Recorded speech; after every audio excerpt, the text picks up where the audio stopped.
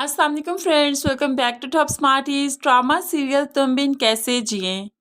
मंजूर साहिब जो बेटी के ससुराल से काफ़ी इंसल्ट करवा कर आए हैं, इसलिए तो सास और नंद के तानों की आवाज़ें उनके कानों में अभी तक गूंज रही हैं कि उनकी तबीयत काफ़ी ख़राब हो गई, बेहोश होकर गिर पड़े। तो ज़ारा बाप की ख़राब तबीयत का कसूरवार सिर्फ खुद ही को ठहराती है, क्योंकि उसने ही बाप को मजबूर किया था कि वहाँ जाएं और रुखसती की डेट फिक्स करके आएं। इसीलिए तो वो खुद को कोसती है कि आखिर उसने ये गलती की तो की कैसे। और फिर बड़ी बहन भी आकर ज़ारा को एहसास दिलवाने लगी कि तुम जहाँ शादी करना चाहती हो वहाँ कभी खुश नहीं रहोगी। आज हमारा बाप वहाँ गया और इस तरह से बिस्तरे मर्ग पर पड़ा है कि तुम वहाँ जाओगी तो तुम्हारा क्या हाल करेंगे वो। ज़ारा बाप की तबीयत देखकर ठान चुकी है कि वो अदील से शादी नहीं करेगी। ऐसे में ये फैसला भी बहुत मुश्किल है। उसे अदील के साथ गुजारे हुए अच्छे लम्हात भी याद आते हैं, लेकिन फिर बाप को जब इस तरह से बिस्तर पर लगा देखा तो फिर तो अदील को भी भूल जाती है। बाप फैसला करता है कि जो भी हो गया, लेकिन मेरी बेटी की खुशी सबसे ज़्यादा अजीज है। उसकी तो रुखसती करके ही रहूँगा अदील से, वो भी बहुत जल्द। लेकिन ज़ारा इतनी खुदगर्ज नहीं कि बाप को इस हाल में पहुँचा कर भी अदील से ही रुखसती करे।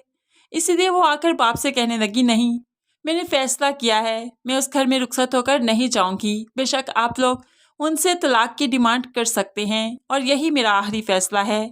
ये कहते हुए कमरे में आकर भी वो फूट फूट कर रोती है, क्योंकि ये फैसला वो करना चाहती नहीं, बस उसकी सास और ननंद ने इतना मजबूर कर दिया कि उसे ये फैसला करना ही पड़ा। इसलिए तो वो अदील को फ़ोन करके भी बता देती है कि मेरे बाप की इज्जत से ज़्यादा मेरे लिए कुछ भी अहम नहीं, मैं तुमसे शादी नहीं कर सकती, तुम चाहो तो मुझे तलाक दे सकते हो।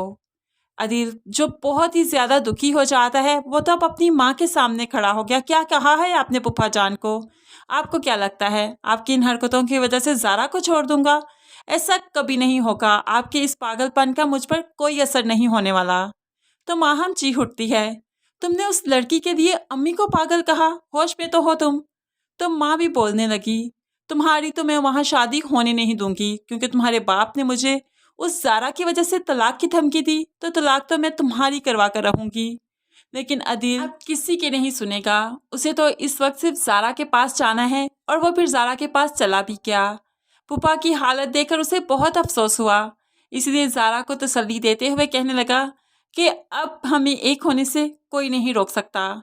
बहुत जल्द मैं बारात लेकर आऊँगा और ये सब देखते रह जाएंगे। मेरी माँ और बहन कुछ नहीं कर पाएंगी। इस तरह से अदील ज़ारा से अपनी माँ और बहन की सभी ज़्यादतियों की माफ़ी भी मांगता है, और माँ के ना चाहने के बावजूद भी ये शादी तो होकर ही रहेगी। बहुत ही अच्छे से फंक्शंस भी होंगे। मेहंदी के फंक्शन पर ज़ारा और अदील एक दूसरे के साथ डांस करते हुए भी नजर आएंगे। उसके बाद ज़ारा रुखसत होकर अदील के साथ भी जाएगी, लेकिन उसके बाद ज़ारा की ज़िंदगी भी काफ़ी तंग हो जाएगी, क्योंकि एक तरफ तो सास बेगम और दूसरी तरफ ननंद साहिबा, दोनों ही ज़ारा की ज़िंदगी अजीरन कर देंगी, उसका जीना मुश्किल कर देंगी। लेकिन फिर एक और ट्विस्ट भी तो आएगा ड्रामे में। साद जो कि बचपन से ही ज़ारा के साथ काफ़ी अच्छी फ्रेंकनेस रखता है, उसका बहुत अच्छा दोस्त है। ज़ारा तो सिर्फ साद को दोस्त मानती है, लेकिन साद ज़ारा को पसंद करता है।